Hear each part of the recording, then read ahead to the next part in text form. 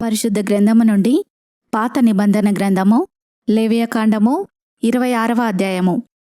మీరు విగ్రహములను చేసుకొనకూడదు, చెక్కిన ప్రతిమను గాని బొమ్మను గాని నిలువపెట్టకూడదు. మీరు సాగిలపడుటకు ఏదొక రూపముగా చెక్కబడిన రాతిని మీ దేశంలో నిలుపకూడదు. నేను మీ దేవుడనైన యెహోవాను. నేను నియమించిన విశ్రాంతి దినములను మీరు ఆచరింపవలెను. నా పరిశుద్ధ మందిరమును సన్మానింపవలెను. నేను యెహోవాను.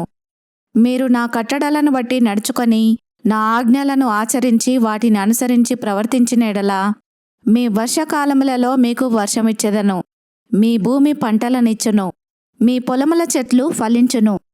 మీ ద్రాక్ష పండ్ల కాలము వరకు మీ నూర్పు సాగుచుండును. మీరు తృప్తిగా భుజించి మీ దేశములో నిర్భయముగా నివసించెదరు. ఆ దేశములో నేను మీకు క్షేమము కలగజేసేదను.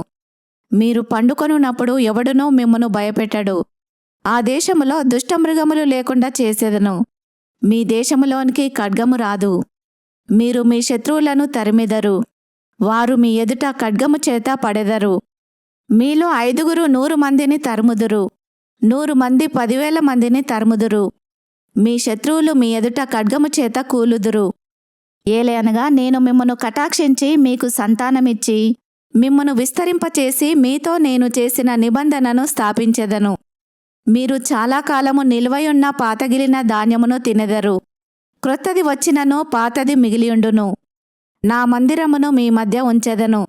మీ యందు నా మనసు అసహ్యపడదు. నేను మీ మధ్య నడిచెదను, మీకు దేవుడనై ఉందును. మీరు నాకు ప్రజలై ఉందురు.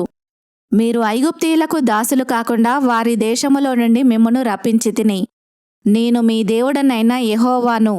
నేను మీ కాడి పలుపులను తెంపి మిమ్మును నిలువుగా నడవజేసితిని.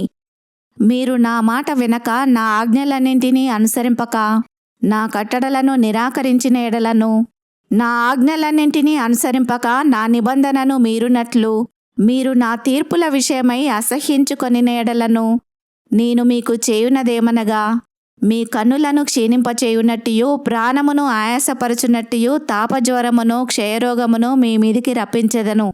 మీరు విత్తిన విత్తనములు మీకు వ్యర్థములగును. మీ శత్రువులు వాటి పంటను తినెదరు. నేను మీకు పగవాడనవుదును. మీ శత్రువుల ఎదుట మీరు చంపబడెదరు. మీ విరోధులు మిమ్మును ఏలెదరు. మిమ్మును ఎవరునూ తరమకపోయినను మీరు పారిపోయెదరు. ఇవన్నీయు సంభవించినను మీరింక నా మాటలు వినని ఎడల నేను మీ పాపములను బట్టి మరి 7 మిమ్మును దండించెదను. మీ బలగర్వమును భంగపరచి ఆకాశము ఇనుము వలెను భూమి ఇత్తడి వలెను ఉండజేసెదను. మీ బలము ఉడిగిపోవును. మీ భూమి ఫలింపకుండును. మీ దేశవృక్షములు ఫలమీయకుండును. మీరు నా మాట విననొల్లక నాకు విరోధముగా నడిచిన ఎడల నేను మీ పాపములను బట్టి మరి 7 మిమ్మును బాధించెదను. మీ మధ్యకు అడవి మృగములను రప్పించెదను. అవి మిమ్మును సంతానరహితులుగా చేసి మీ పశువులను హరించి మిమ్మును కొద్దిమందిగా చేయును. మీ మార్గములు పాడైపోవును. శిక్షల మూలముగా మీరు నా ఎదుట గుణపడక నాకు విరోధముగా నడిచిన ఎడల నేను కూడా మీకు విరోధముగా నడిచెదను. మీ పాపములను బట్టి ఇక 7 మిమ్మును దండించెదను. మీ మీదికి ఖడ్గమును రప్పించెదను. అది నా నిబంధన విషయమై ప్రతిదండన చేయును. మీరు మీ పట్టణములలో కూడియుండగా మీ మధ్యకు తెగులును రప్పించెదను. మీరు శత్రువుల చేతికి అప్పగింపబడెదరు.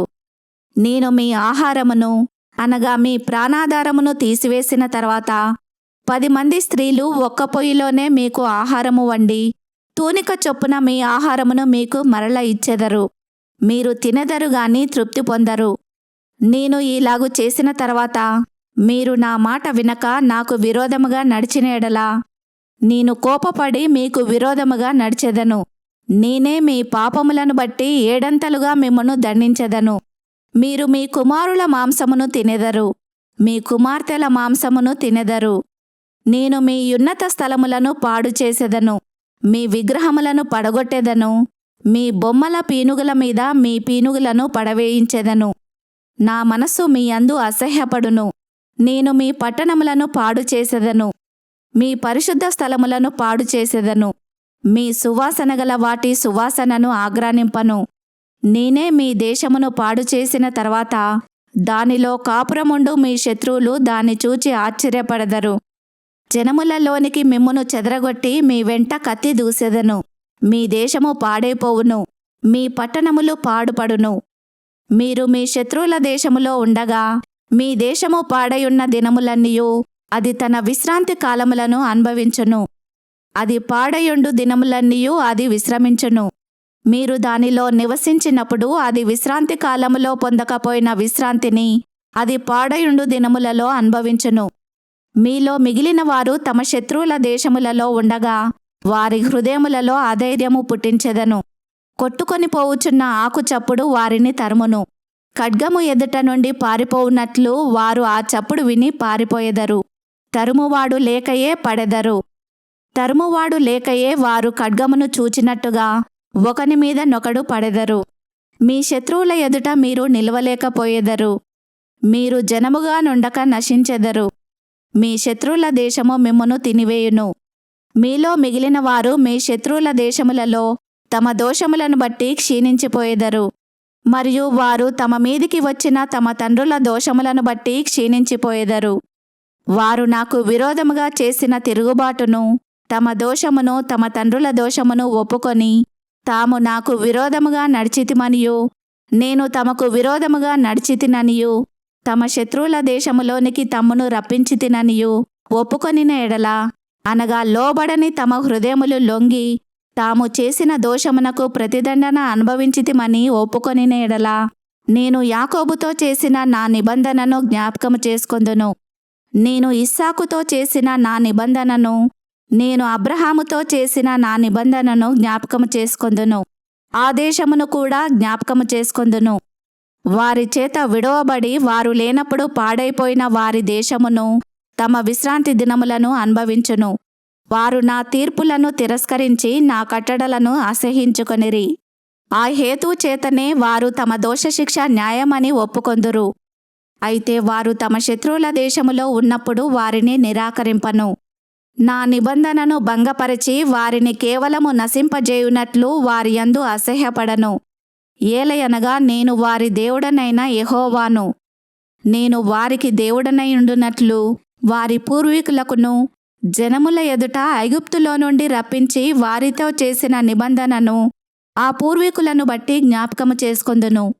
నేను యెహోవాను అని చెప్పుము అనెను. యెహోవా మోషే ద్వారా సీనాయి కొండ మీద తనకును ఇశ్రాయేలీయులకును మధ్య నియమించిన కట్టడలను, తీర్పులను, ఆజ్ఞలను ఇవే. ఈ వాక్యమును విన్న మిమ్ములందరినీ దేవుడు దీవించునుగాక. ఆమెన్.